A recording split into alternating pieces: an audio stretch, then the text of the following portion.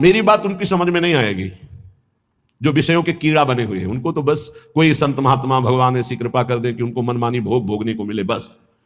जैसे नाली के कीड़ा को अमृत के कुंड में डालो तो तड़पड़ाकर नाली में ही गिरने की कोशिश करे, क्योंकि वो जानता है मेरे सुख से मुझे वंचित किया जाता है। सुकरी से कहा प्रहलाद जी ने, बैकुंठ चलो, भगवान बुला रहे। बोले वहां विष्ठा मिलेगा कि नहीं? बोले बैकुंठ में विष्ठा कहां? बोले मुझे नहीं जाना। हमारी हालत ठीक ऐसी सुकरी की तरह है। क्यों? बोले विषय विष्क्रमीणाम, क्योंकि विषयों के कीड़ा बने हुए हैं, इनको यही चाहिए, तो मेरी बात का प्रभाव इनके ऊपर नहीं पड़ेगा। और दूसरा, बोधमात्रात्म भाजांश, जो शुष्क कठोर हृदय के ज्ञानी हैं उनके ऊपर मेरी बात का प्रभाव नहीं पड़ेगा, दो के ऊपर नहीं पड़ेगा। एक जो विषय विष के कीड़ा बने हुए हैं और एक जो मोक्ष सुख के अभिलाषी कठोर हृदय जो ब्रह्म ज्ञान की स्थिति में, वो मेरी बात को नहीं समझेंगे।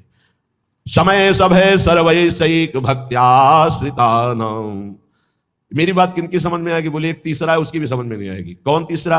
वृद्धावस्था हो गई, जीवन के भोग भोगते हुए अब वो सोचता है कि मेरा कल्याण हो जाए, कोई उपाय ऐसा बता दे। तो बोले मेरी बात समझ में नहीं आएगी कि सब आश्रयों को छोड़कर, सब चिंतनों को छोड़कर श्यामा श्याम के चिंतन में मगन हो जा, वो असमर्थ है, नहीं कर सकता। तीन मेरी बात को नहीं समझ पाए।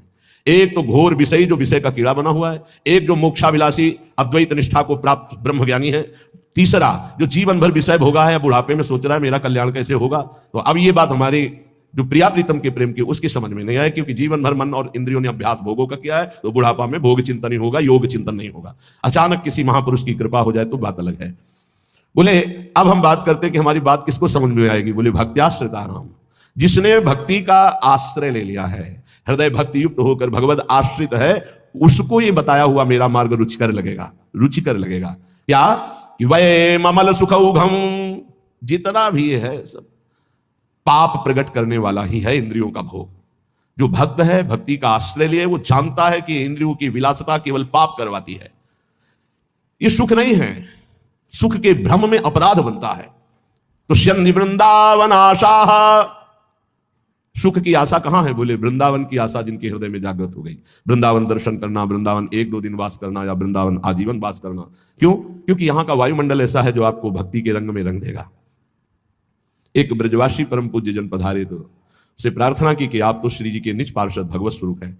उन्होंने कहा कि आप कहते हैं श्री जी के स्वरूप है, तो मुझे अनुभव क्यों नहीं हो रहा कि मैं श्री जी का पार्षद हूँ, श्री जी का स्वरूप हूँ? क्यों नहीं अनुभव हो रहा? धाम में रहता हूँ, ब्रजवासी हूँ, निज परिकर आप कह रहे हो, मैं मान गया, मैं निज परिकर हूँ, ये भी मान रहा हूँ, लेकिन मेरे को क्यों अनुभव नहीं हो रहा?